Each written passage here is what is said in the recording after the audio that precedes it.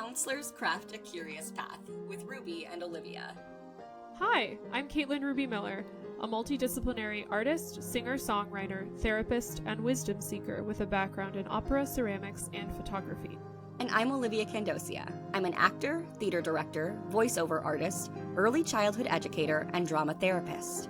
We are both neurodiverse therapists who strive to infuse more wonder, authenticity, and joy into modern life.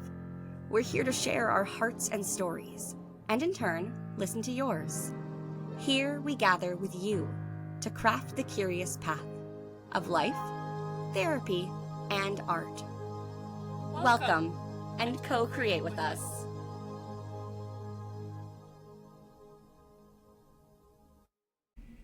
Hi, Olivia. Hi, Caitlin.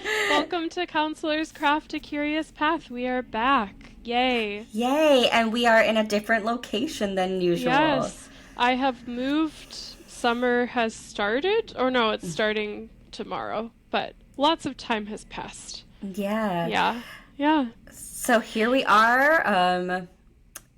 We are approaching this episode a little differently than our other episodes because we're finally figuring out, okay, let's do something different. And so we're going to try and be more specific in this episode about what we're talking about, right? Mm-hmm. Yeah, so this episode we're going to talk about breaking the script as an autistic person and the distress it can cause to break a script, figuring out, did I even have a script? I didn't even realize I had one. Social norms surrounding that, and then we have a little anecdote from Olivia and some tips for how to work with regulating yourself as an autistic person, and maybe it will break a script. Yeah, and if not autistic, then neurodiverse or just as a person, whatever identity feels right for you. Yeah, I feel like script comes up more often with autistic folks, but there's definitely like every human being has some sort of internalized set of social rules that they follow, rather like how conscious they are of them differs between person, but yeah. So the idea for this topic came up because I was just telling Caitlin a story off camera. Tell the story. I would love to. So I went to a wedding. Actually, I was wearing this exact same dress at the wedding because I just like dressing fantastic. up on my day-to-day life, same earrings and all.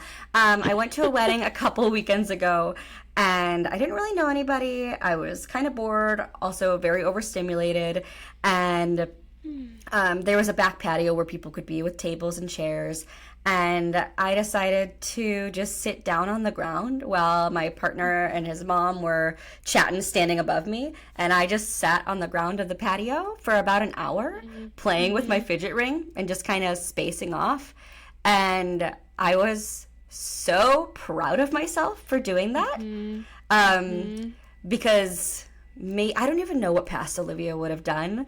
Maybe I would have like tried to get to know people or like network or show myself or prove myself in some sort of way.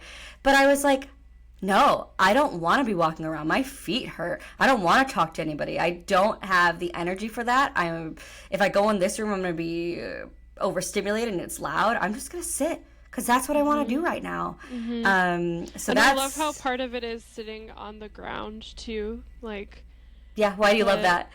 Because it's, I guess, in my mind as a person who, as a person who could easily be identified as autistic, that if we're talking about like breaking social norms, the social norm of like being alone, having a fidget ring, sitting on the ground for an hour, so I guess like, and then I guess the other aspect of it is that I love sitting on the ground too. I so love the sitting idea on the of ground. like, I feel like sometimes the most regulating things are things that children are allowed to do in society, but no one else is. And so like when you were telling me this story off camera, I was thinking that I think I'm still in a place where even if my body was tired and I felt overstimulated and I wasn't interested in like schmoozing or having small talk with other people, I probably would have made myself do something that would have been less regulating than what you did because of my like set of internalized norms. So it's interesting to think about like how can we regulate ourselves? How can we tell when we are overstimulated? And then what Yeah. social norms might that break? Mm-hmm. And Caitlin, just like my client, when I told my client about this, Mm-hmm. their response was like, oh my God, I didn't even know that was an option. And almost this Mm-hmm. like weight off their shoulders, Yes. because so much has just been like, okay, how do I talk to these people? How do I like show that I'm interested? How do I say the right thing without oversharing? Blah, blah, blah, blah, blah. Instead of like, how do I listen to myself? Yeah, it reminds me of clients who I've said things like, well, have you considered if you're at like an overstimulating restaurant to just go to the bathroom Yeah. for like 10 minutes, even if you're just like sitting Mm-hmm. alone? And they've said things like, oh my gosh, I can do that. And so I think the Yeah. degree to which people give themselves permission, but I feel like it's important to talk as a community about different ways to regulate because the more we all like break the social norms, the less they'll Yes. exist. I mean, like, that's what I'm so grateful about learning here is like, I was Mm-hmm. so excited to tell my client about this because I'm like, Yeah. I'm doing it, showing you like it is possible, and like, uh, we Mm-hmm. always talk about how like we're someone our clients like look up to, and if we can show Yeah. them like, hey, I even feel overstimulated, but like there's ways to navigate this in a different kind of way, and Mm-hmm. I am like, I'm living proof that we can do it. Yeah. Yeah. Yeah. And so I guess I'm wondering about how do you feel like it affected the client? I think it was hope. Yeah, I think Yeah. hope because Yeah. I mean, when you're given or like you learn a script of how people respond to certain things and you're given a like, now you can add this line or this kind of movement instead. It's like, what? Like, you know? Yeah, yeah. I'm thinking like the fidget ring, like working with clients who Mhm. haven't heard of that and do it and love it. I'm thinking of like being on the ground for an hour too, like taking as much time as you actually need and yeah, and then I feel like this might be a little bit of a pivot, but I feel like Mhm. another aspect of breaking a script is going into a social interaction expecting certain things to be said, certain like Yeah. points to be hit, and then if it doesn't happen, getting very upset. And I Yes. think that is a thing I've struggled with for, I don't know, probably enough consciousness of like freshman in high school without necessarily having the words to describe it. Sure. So when something goes unexpected, it's what the hell? What do I do?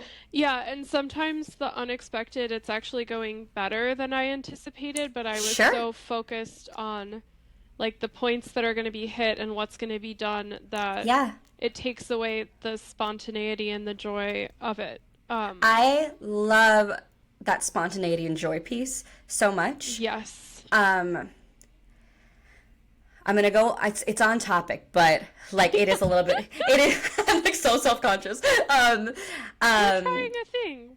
yeah, we're trying to think. Yeah. So there is a TV show that is resonating a lot with the autistic community right now. Okay, and it is called The Rehearsal with Nathan Fielder. Ooh. He is a comedian. Why do you say ooh? I'm so excited to like Yeah. attempt to watch it. That's why you're Um, like, ooh. Okay.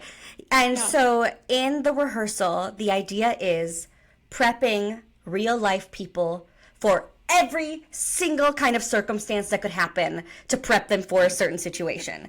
And so he goes above and beyond by like literally building the bar that this person's going to have a difficult conversation in, and he like hire somebody to play the part of the person the person's going to be having the conversation with, and they go through, okay, if she responds like this, you can respond like this, and like it is Wow. so like every single option of what could happen they do. It is like mastermind wild. And so the autistic community has been like, oh my god, like if I could just Yeah. prepare for everything, this would be amazing, right? And so it's Yeah. something I'm recommending to my clients just to be like, let's talk about this and see how you respond to it. Yeah. Season 2 I recommend to start with and then go back to season 1, everybody, if you're listening. um But there's something, as someone who has studied drama therapy, there is something really beautiful about you can rehearse as many times as you want. Every monologue I've rehearsed has turned out different than the time I performed it in front of the auditioners, you know? Like, it doesn't matter. It doesn't matter. Yeah. And Yeah. kind of that, I don't know. Go ahead, you can respond. I was thinking about there's almost a dystopic element of the act of like rehearsing, let's say like theoretically the amount of things that could potentially Yeah. happen, because then what do you leave that with? Do you leave that with the sense that you're going to be okay, that you won't feel Right. distress in the social interaction? And so there's kind of like, when you were describing it at first, I thought it was kind of like funny, and I'm definitely interested in watching it. But then as you kept saying it, I was like, what happens to those people who they Yeah. then do the thing and it's different? Yeah. And I mean, it is a comedy for that purpose too. Yeah, Like, yeah. Hmm. but it's almost missing that spontaneity, like you said. Yeah, but I've Yeah. definitely done that. The times I do it the most now, after like learning so much about neurodiversity and working with so many autistic folks, is like when I have to do a major confrontation with a person who I really care about, where it's high stakes. And like my brain will do a flow chart, and I pretty much try to stop myself from going all the way down the flow Yes. chart now. I feel like you've talked to me about your flowcharts. Oh yes, yes, but it's like if you tell the person they impacted you this way, there's these 10 interactions, and then Yeah. okay, and then if they respond, then you do these like 20, and then these 30, and then these 40, and it's just like so yeah. And I've noticed the more well, okay, I think there are many reasons why I'm getting better, more honest feedback in Uh-huh. my life recently, but the people in my life who give me like really honest feedback, I've noticed that the more I script a conversation, the more they're like, you're talking about something joyful, but you don't sound joyful. Like, this is Sure. weird. Yeah. And so then sometimes the person on the other end, like, doesn't believe me or gets confused. So I Sure. feel like that's also a darker side of scripting. If it's like the autistic person is literally like super excited about something, or maybe they're like really upset about something, but by the time they enact the script, it's like they're literally reading a It's lost script. the emotion. Yeah. Yeah, and then the person on the end of it is like, okay, well, are you robotic, or like, Yeah. are you actually excited about this? Because you don't seem excited. And that is a whole nother can of worms where I get upset. I'm like, but wait, I am so excited, so like, Yeah. Yeah. yeah. I Um, wish there was a script. I wish it worked. I wish it worked so badly, but it doesn't. It's right. not how reality works. Yeah. And it's not to say like practicing something isn't beneficial, right? Like, there are I times feel like where. for Go our ahead. niche of clients, practicing is sometimes beneficial, but I feel like what most of them would mean by practicing is likely not. Yeah. Yes. Say more It's about okay that. for you to disagree with me. No, Do no, you no, no, no. disagree? I no. What I'm thinking about, why I made that face, is, oh God. Now I'm like, what did I just do? I'm thinking about like a lot of people I talk to are thinking about worst case scenario, Yes. and it's Yes. like, what if it goes wrong? And now it's okay. What if it does go wrong? And just kind of turning it back on the person and being like, yeah, sometimes things go wrong, whatever that means. Yeah. Then what? Yeah. Yeah, I feel like if I'm playing the role of the client and some of the things I was thinking about in my example, the answer would be like, I lose the relationship. Hmm. And I think that's part of the cycle. If you perceive the conversation to be really high stakes, which it actually might be, then I feel like the higher value the conversation is, the more you're like, okay, I want to prepare for it so I can do really well, even though But that's what if not. every conversation is high value? Oh my gosh. Like, I feel like, hmm, I don't. I guess in my mind, there are certain conversations that are like way more important. Like if you're, I don't know, telling your landlord that you need to break your lease, that's a conversation that I would be very tempted to script versus like, I'm gonna go to coffee with my best friend. But I also know that for some people, every conversation does feel really like high value. Like, oh my God, Yeah. talking to people at all is so hard. Yeah. So you feel like with your landlord you need to script and with friends you don't need to? Is that what you're saying? I don't for me, I don't think scripting is really useful anymore at all. Um, I think for many of my clients, I don't really script with them. It's Yeah. more of like, how are you feeling about this situation? Because I feel like Yeah. usually they've jumped from like whatever they initially thought to what should I say, and they don't even really know how they feel or what they Yeah. want. I think a lot of it for me now with clients is like, okay, you're afraid to communicate. Let's just model doing that with each other. Not even like Yeah. not what the conversation will look like, but let's just practice communicating with each other. If that means like, oh, I feel uncomfortable in this session right now, or like, oh, I'm so tired, that counts, and that is rehearsing in a way, just Oh not yeah. a literal script. Oh yeah, and that's exactly how I perceive the Yeah. solution is that we practice with clients creating safe enough environments where they can fail what they perceive would be failing socially and it's okay, and they can also unmask and take risks, but they're doing it with us authentically in the moment to like essentially become more comfortable with being themselves, but we're not scripting the specific conversation with the other person. And that's like Right. so liberating. But it's a skill to practice over time. So it's not Absolutely. like a fast solution, which I think is what a lot of people are looking for. Right.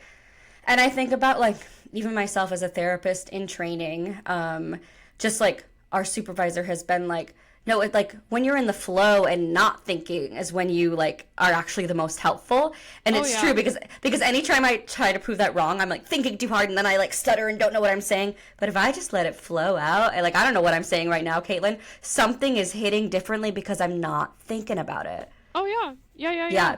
Yeah, and that's a thing that like if we model that for clients and also if we model our struggles with it too for clients, it's really liberating for them because an option in these like theoretical, let's go back to the landlord conversations, is to say like, oh, I actually like, can we like take a break?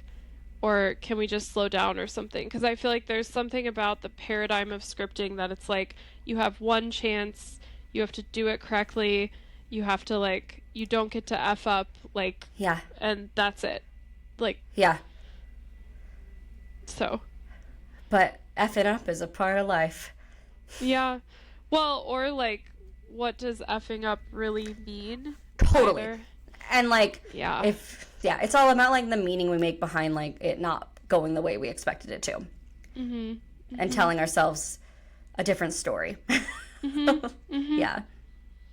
So I'm kind of tempted to jump back to the wedding guest like Okay. self-regulation stuff because I Yeah. feel like a tool that listeners could maybe take away are Mhm. like different ways you could brainstorm like self-regulating in spaces where you anticipate you might not feel regulated. Yes, I mean it's so funny.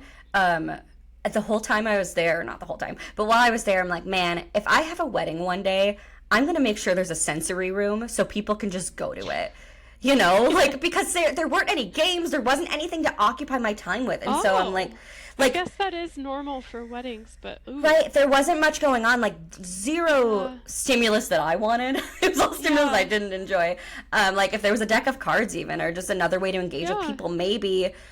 And that's what my mom does. So here's an idea. My mom at social gatherings, she brings a deck of conversation cards where she just asks family members like questions that are on there. And it's great. Like our family is so good at communicating, but even so, she has these cards cuz sometimes she's like I don't want to just bring up a random topic. I want to have something to help me, and Mhm, initiate. mhm, mhm. So, Well, and I like that because the idea behind a wedding for me is like, okay, so it's usually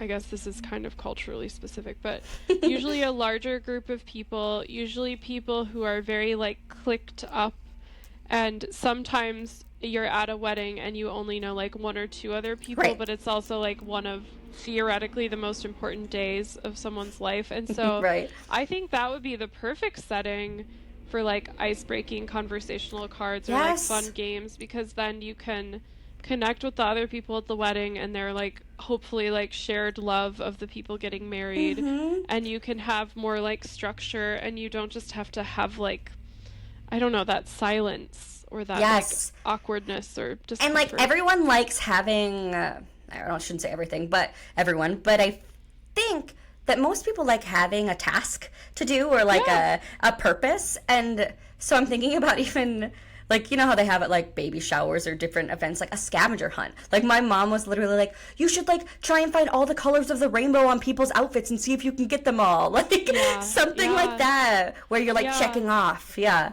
I just thought of this, like one of the best parties I ever went to was a murder mystery party for someone's Love. like I think 32nd birthday or Uh huh. something.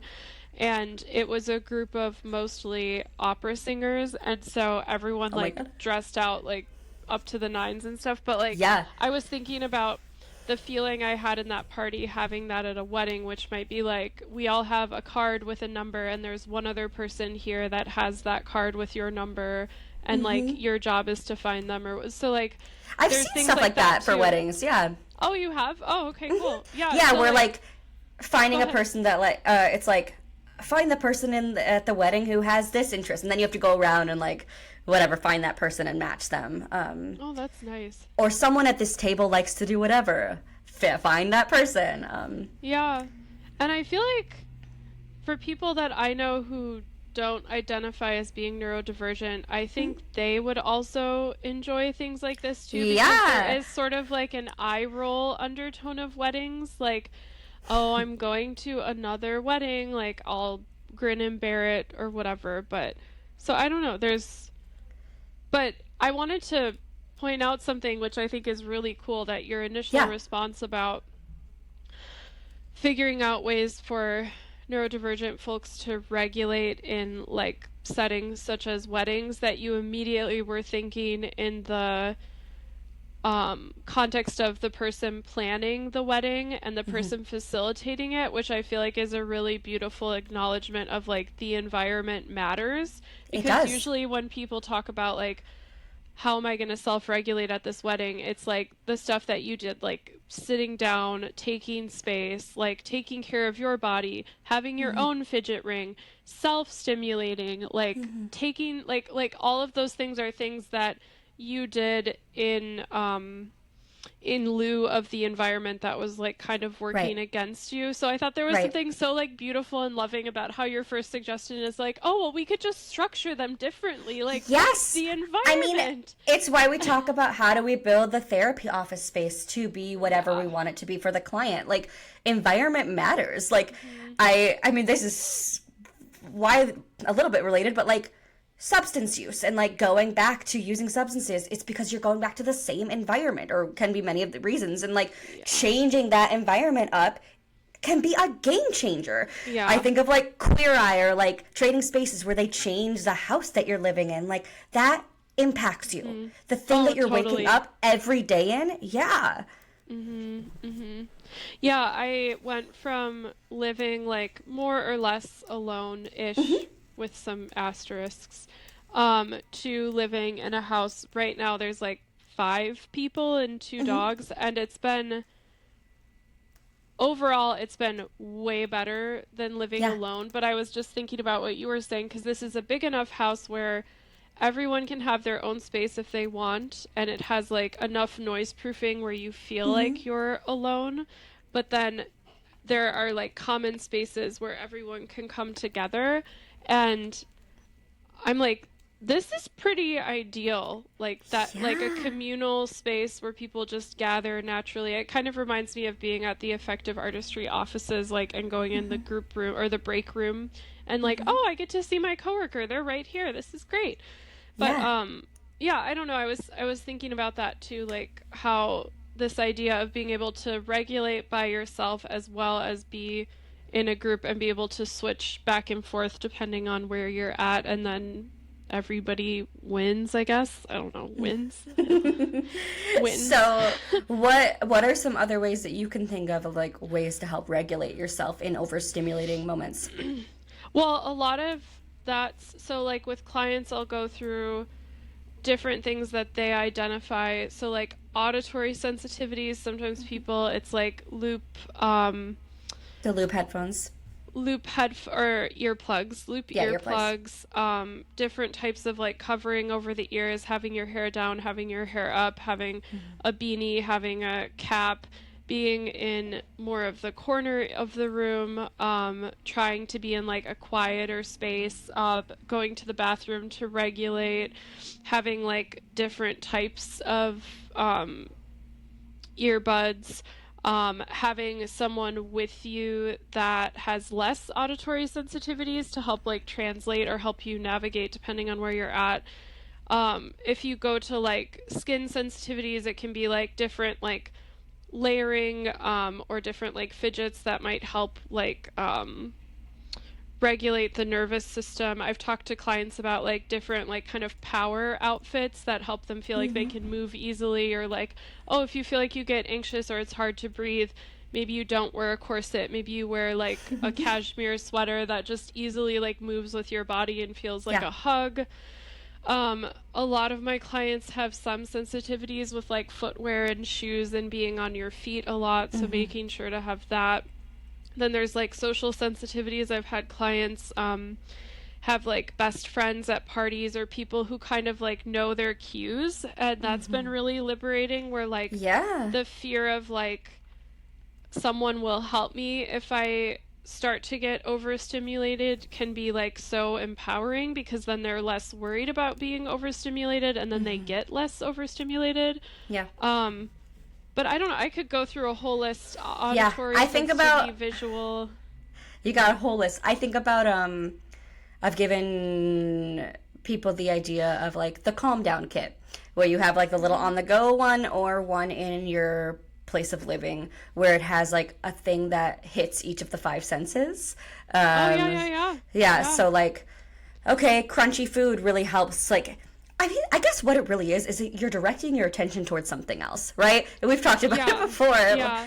So and usually it's from cognition to the environment. yeah, But if overstimulation can also be getting overstimulated by the environment, so it's like directing your attention towards a different part of your environment. So if you're smelling lavender and you love the smell, then if there's really loud music, it will likely bother you less because you're paying attention to the smell of lavender.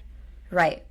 So just finding things that hit each of those things. Sometimes I add like activity in there too, after all the five senses, of like an action you can do. Maybe that's playing a game on your phone, whatever.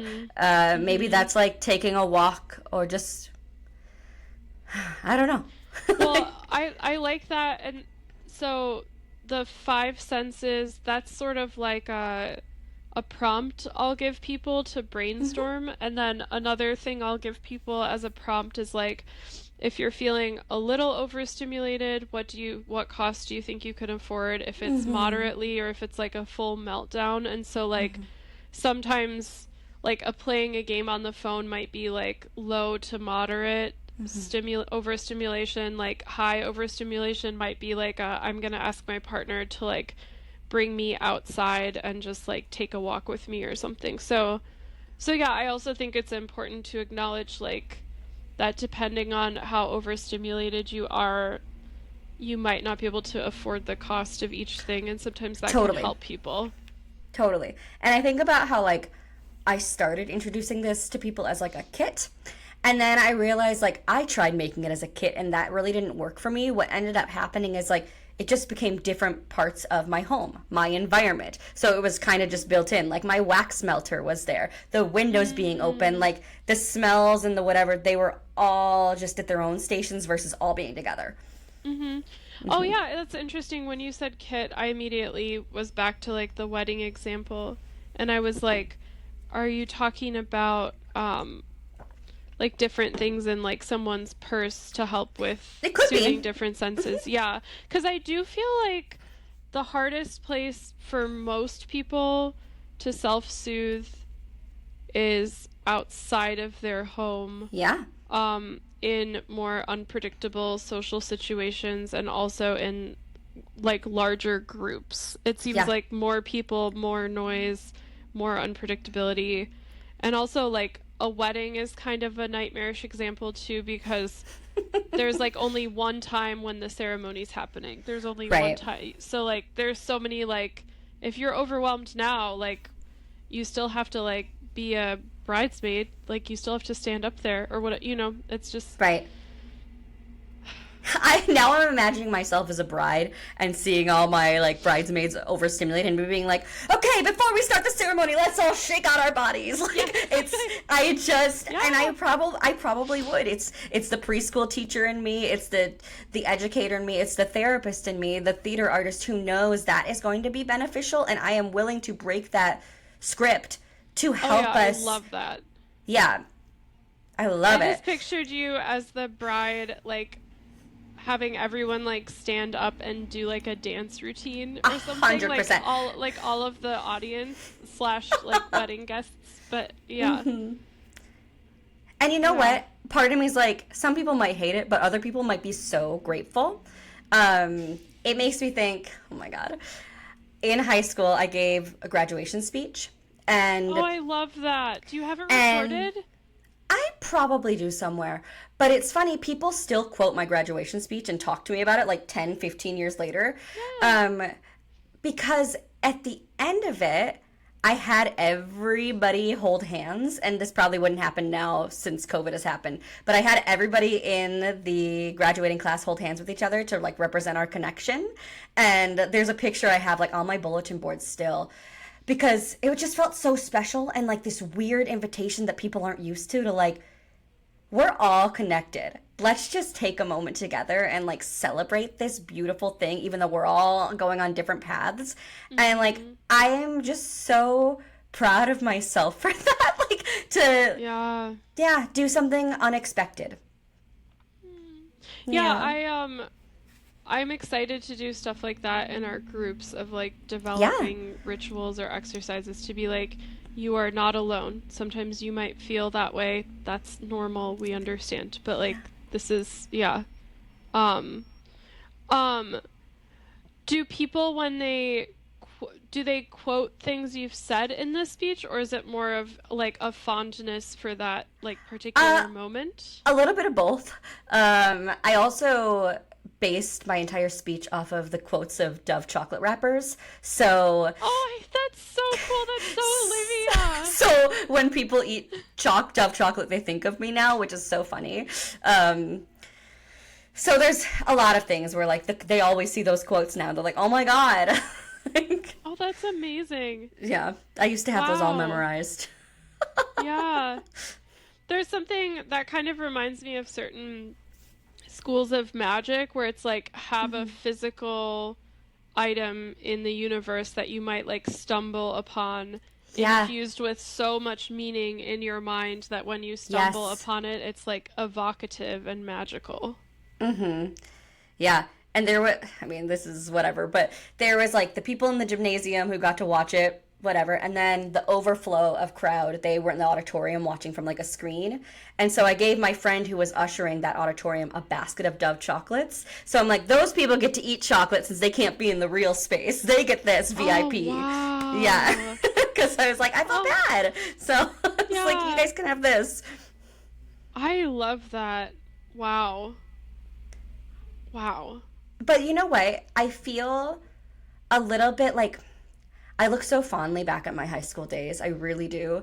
And I also sometimes feel embarrassed of like, oh my God, was that my prime? Was that like where all my creative ideas were? And I'm like, have I lost them now? Like, there's a little bit of that thought coming up right now of like, wow, What's you're the talking about. answer? I don't know. But it's, I liked who I was back then and I like who I am now. Was But one of your questions, are all the creative ideas lost? yeah, like, That has to be the answer's no. no, I know that. But I think like high school, I don't know. I'm just making up narratives now of like The like, whatever. was it my prime? I would ask you more questions about what you mean by prime, but I think to me, like, having high school be your prime is less scary than no longer having creative ideas ever Totally. again. Totally. And that's, what do you mean by whatever? Doesn't matter. All this to say, connecting with people, great. um, Yeah, I mean, I'm curious. This is like kind of therapist-y territory, but mhm. like, what parts of your high school self do you feel like you would identify as being in your prime, and how can you re-engage with those You parts? know what it is? I think I've been talking a lot throughout this episode of like me breaking the norms or whatever, but actually I did more of that in high school. I Mm-hmm. I Mm-hmm. was less afraid of breaking norms. I kind of loved being the weirdo, what is Yeah. how I defined it, and like being Yeah. the theater kid who dressed up and did really silly things that other like going inside car washes on top of the car like that kind of like, oh, I Yeah. broke a rule. And now I am a little bit more, well, one, I would probably get arrested now being a 31-year-old woman, but like there's a little bit more reservedness, and I want to do more things like sitting on the ground at a wedding playing with my fidget ring. Mm-hmm. Yeah. Oh, that feels like a really nice, like, not conclusion to our conversation because I don't want it to be over, but like a nice, what is it called? A callback in a, Sure. I don't know. Yeah. It's okay. Yeah. Huh. What do you think happened? Oh, I mean, being in your 20s and trying to figure out who you are and not have a support system. My environment, I mean, I had a support system, but it was different than living at home with my parents and having Mm-hmm. that home structure that I loved and those friends in high school who were so foundational to my development. And then I didn't have Oh, that. yeah. I didn't have that anymore. College was kind of a bummer. Didn't really have that support. I was scared. I was lost. I mean, until I started grad school 3 years ago, did I really start feeling confident again. Mm-hmm. Mm-hmm. Well, and it's interesting how a big part of that story is losing like chosen family and Yeah. immediate access to family you enjoy, that like the that maybe that was like the ground that allowed you to like blossom in like weird flowery ways and be like, yes, this is so weird, but this is fucking great. Or And sorry, also, no, no, it's okay. And yeah, also performing in theater all the damn time in high school. yeah, How yeah. much play that was for me, like, Oh yeah. and then all of a sudden I'm thrown into the real world where like play is not just this thing that's so. I mean, it is accessible, but like to my mind, it wasn't this built-in routine and structure that I used to have, where it was always part of my life. Mhm. Well, it literally wasn't, not He- just to your mind, right? I Yeah, mean, yeah, most adults form of play. Yeah, and I feel like that's where you and I keep landing on in conversations too, is like how to have more fun yeah. Because we're and how to so in play our more. heads. Sorry, I just got distracted because my dog is whining and she had a It's hard okay. day yesterday. Um, I So do. another. Sorry, go Oh, on. go ahead. I was gonna say another way to regulate is to play, to put it Oh, together. totally. And so what does play look like? A lot of things. A Caitlin, lot of things. what does play look like for you?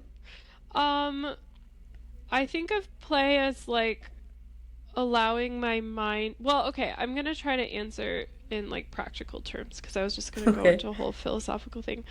Play looks like sitting down on a piano. Play looks like tickling someone. Play looks like running with my dog. Play looks like watering herb gardens.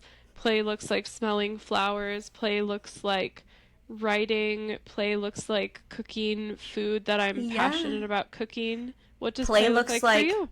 a couple weeks ago I rolled down a hill. That was amazing. Oh, that Play sounds like so much fun. looks like rolling down a hill, spinning in a circle, walking barefoot in the grass, Mm, taking walks, going through the alleys and looking at the treasures people have left behind in dumpsters. Um, play looks like making silly videos on Instagram. Play looks like trying on clothes. I mean, oh, yeah. yeah. Yeah, and then I don't know if this could be like in a future episode, but I feel like we Hmm. didn't address the sort of like what happens if you have a script for a difficult conversation and Hmm. you go off script and it doesn't play the way you want it. And I feel like our Yeah. basic answer to that was like you practice authentic communication with other people, including which could include therapy, where you learn how to be off script. Yeah, and Um, so I guess what that could look like, to give like an example, mhm. it's like, okay, something that I wasn't expecting to happen or something I don't like happened, saying, "Huh, I don't like this," or "This is making me Mhm. really uncomfortable right now," Mhm. or "Oh my gosh, I actually really want to go because whatever," or "I'm feeling the urge to leave right now, but I also want to continue communicating with you. What are you feeling right now?" Oh, I love that. Yeah. Thanks. Yeah. Yeah, I'm gonna take my dog out of this room for a second because she's whining a lot. And Yeah, let me give me stop our one recording for a second. second, unless you Okay. want me to. Okay. Yeah, no, that's you can keep whatever. Whatever you want to. You know what's going on here, Dodo? We're going off script and I'm not going to stop it because that would be the thing that I want to do. I'm just going to keep it going and that's all right. My cat has been meowing so much lately and I think it's because of the 95-degree weather in Chicago and my fan going out. Um, but it's been throwing off my routine and my waking up hours, but that's okay. Um, it's all good. Welcome back, Caitlin. She is putting on her headphones and here she is. Hello. Hello, welcome back. I'm hoping that my dog she heard the other people in the house and just wanted to play, but she got really sick yesterday, so, Mm, um, but she's out of the room. yay. Um, what were you gonna say?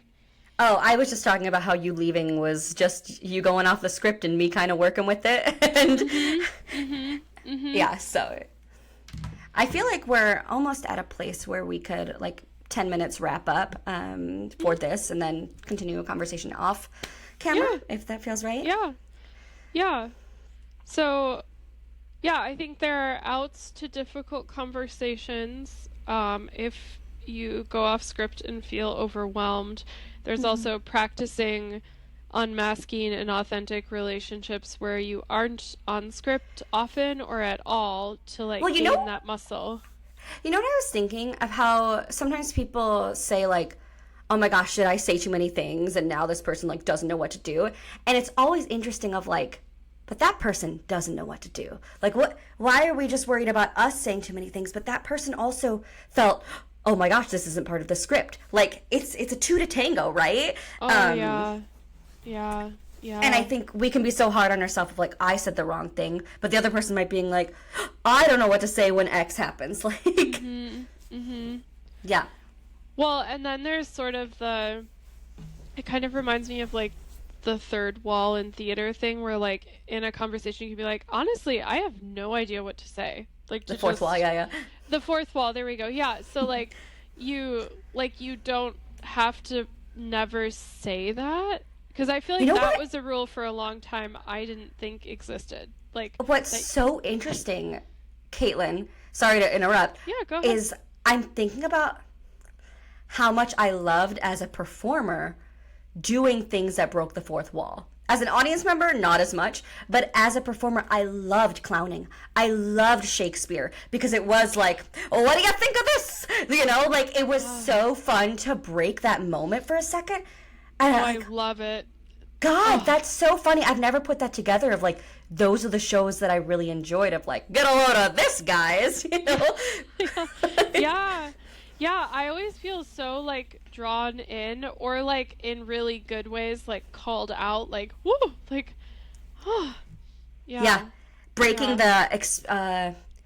there's something really exciting about breaking the structure that's expected too. So thinking from the audience member of like, yeah, it is uncomfortable, but also kind of invigorating, like kind of like, yeah, Mhm. Mhm. It also helps me pay attention because I feel like it's another type of yeah, stimulation. yeah, a redirection, right? Mhm. Hmm. Yeah, and I think that um so yeah, I feel like I guess this is a weird metaphorical equivalent, but breaking the fourth wall is similar to like, honestly, Olivia, I have no idea what to say, or I'm just like feeling like maybe I said too much, maybe you don't know what to like. It's I don't know. it's okay. In drama therapy, there is a thing called doubling. And Mm, doubling is where it's funny because there's another doubling means something else to the autistic community. But doubling in drama therapy is when the therapist or somebody in the whatever, the therapist puts their hand on the client's shoulder, and so the client says something, and then the therapist says back what they think the client's really thinking, and then they can say it or correct it. So they can say back what the therapist just said or correct it. And I mean, we do this as like normal counselors, right? But as a drama therapist, it's a little bit different because then we like act out and stuff. But it's that whole like, okay, what's beneath the surface? What's happening? What are you actually thinking? mm-hmm. Yeah. Well, and that also reminds me of the breaking the fourth wall thing because it's like that's Yes. a thing that is like abnormal in general conversations. And I think sometimes when I do that to people in my personal life, they get annoyed. They're like, "This isn't a therapy session." I'm like, "Well, it seems like there's something deeper here. I'm noticing this." But yeah, but there's yeah, I that reminded me of when I did that when I was a part of a drama therapy Mm-hmm. exercise. I went to like a thing where I was like a participant Like a and psychodrama kind of thing. yeah, Yeah. and it was Mm-hmm. amazing. Yeah. I mean, what a. I love the idea of breaking the fourth wall and maybe teaching people what that is. That might be a really fun metaphor to use of like, okay, what would you say to the audience right now? Instead of the person you're talking to, what would you say to the audience? Like, what's the Oh, subtext and here? that could be a thing like, oh my gosh, all I can feel is how sweaty my palms are because I Yes. just And don't think this then, person's gonna say yes to going on a date with me. yes. And then after a while, practicing, okay, what you're saying to the audience, now say it to that person. Mhm. I don't know, something here. Mhm. Oh, I like that. I like that a lot.